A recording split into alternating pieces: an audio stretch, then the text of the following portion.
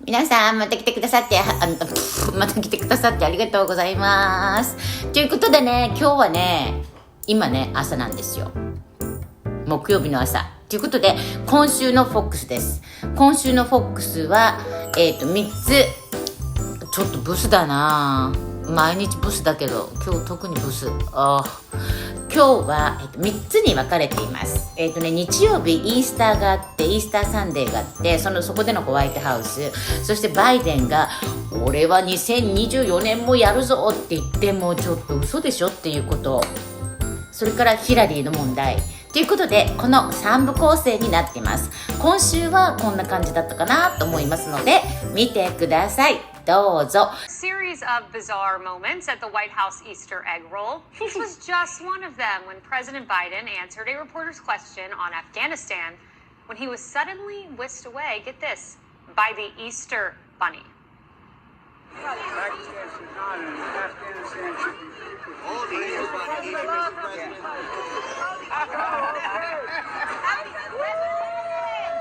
This latest awkward moment comes as The Hill reports President Biden told former President Obama that he plans to run for a second term despite his lagging poll numbers.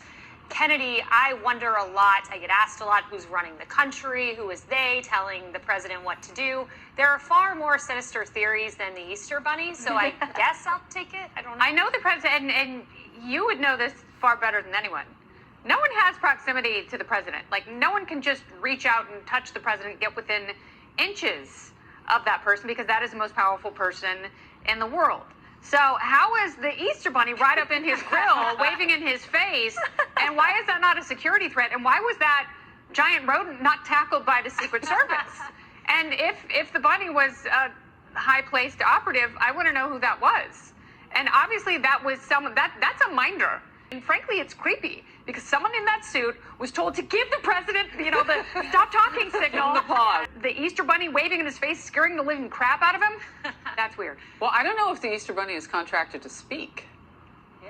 Speaking of which, get ready, America. It looks like Joe Biden's suiting up for 2024. According to a new report out in The Hill, Joe Biden admitted to former President Barack Obama that he is actually planning on running again, setting his eyes on starting a second term at the whopping age of 82, octogenarian plus 2. Now, Joe Biden's latest approval numbers may have sunk down to 33% as the country watches on and he mindlessly wanders around the White House, shaking hands with ghosts and taking orders from a guy dressed up as the Easter Bunny. Pakistan should not. Joe is undeterred. None of that matters to him. Instead, a source is telling The Hill that Joe Biden believes he's the only one who can beat Trump. Oh my goodness, Trump is still living rent-free in their heads. Talking about a potential 2024 matchup. Sounds more like he doesn't have any faith in Kamala or Mayor Pete becoming the heir to the party. Joe is looking at himself and thinking, man, I still got it. I mean, don't forget, he is the most popular president in the U.S.'s history. And to him, things went pretty well the last time he was on the campaign trail. And to get hot, I got hairy legs that turn blonde in the sun. And the kids used to come up and reach in the pool. All men and women created by you know the thing. You know the thing. Those were the few times they let him out of the basement. So 2024, does he seriously mean this, or is he saying, I just don't want to be more of a lame duck than I already am? No, he totally means it, Pete. That's what nobody can believe. He totally means this. And I say, have at it. I mean, he's losing millions of votes a month. If you figure he got 81 million in the 2020 election, and if you look at what his approval ratings are right now, he's been steadily, slowly but surely losing millions and millions and millions a month. So by the time he gets to 2024, he's going to be in negative territory, truly negative territory. He looks behind him and goes, well, it's not going to be her, and it's not going to be him. It's probably going to be me. I mean, have you ever seen a thinner bench? I look at Republican primaries. You were involved in one. A lot of dynamic people who had a shot to win. I don't see anybody over there. No, there is nobody over there. But, also think of this, Pete. Nobody in the Biden White House seems too upset about the fact that the United States of America economy is literally falling apart. Our presence on the world stage is literally falling apart. The president isn't breaking a sweat about it. Kamala Harris isn't. The press secretary isn't. Nobody's breaking a sweat. You look at what gas is, what food prices are. People literally from day to day don't know what they're going to do in their own home with the money that they have. This is weird. You have a president that is completely disconnected with the people that he's leading, and I mean completely disconnected. So, of course, he would think that he's Superman. He should be running in 2024, 2028, as far as he's concerned. You're right. There is no room for introspection. He's not really capable of it, and the people around him want to keep him right where he's at as long as they can, play President of the United States. Michelle Bachmann, thank you so much for your time. Let's welcome back to the show Fox Nation host Tommy Lahren. It's great to have you on. Okay, Michael Sussman.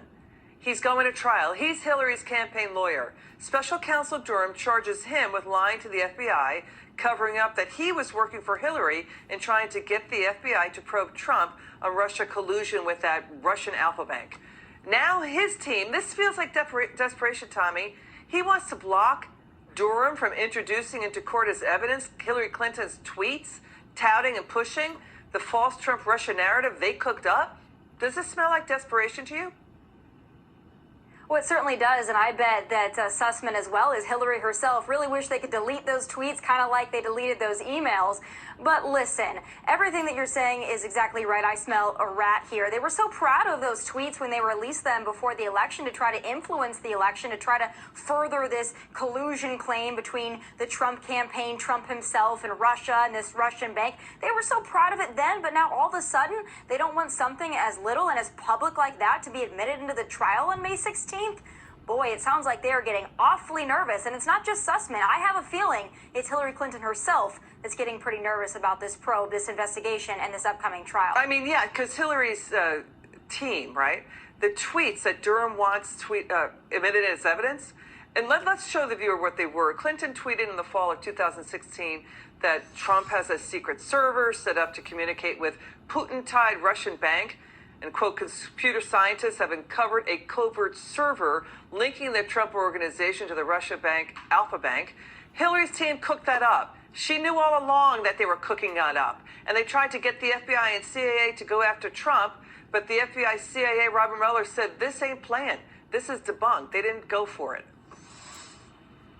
And I would actually say that those tweets were far more damaging than anything else. I mean, she put that out there. Her team put that out there. And when she talks about computer scientists that apparently uncovered something, yeah, Hillary, computer scientists that allegedly worked for you. This was a witch hunt from day one. But if Hillary was proud of those tweets then, her and her team should be proud of them now. And again, talking about Sussman going and claiming that he was just a concerned citizen when he ran to the FBI with this information, when we now know, no, he was not just a concerned citizen. He was working for people that had a direct interest in this story. So it's going to be interesting to see how this trial plays out. But I think if the media covers this accurately, as they should, and substantially as they should, I think that this could be not only the end of Sussman, but this could be the end of candidate Hillary Clinton.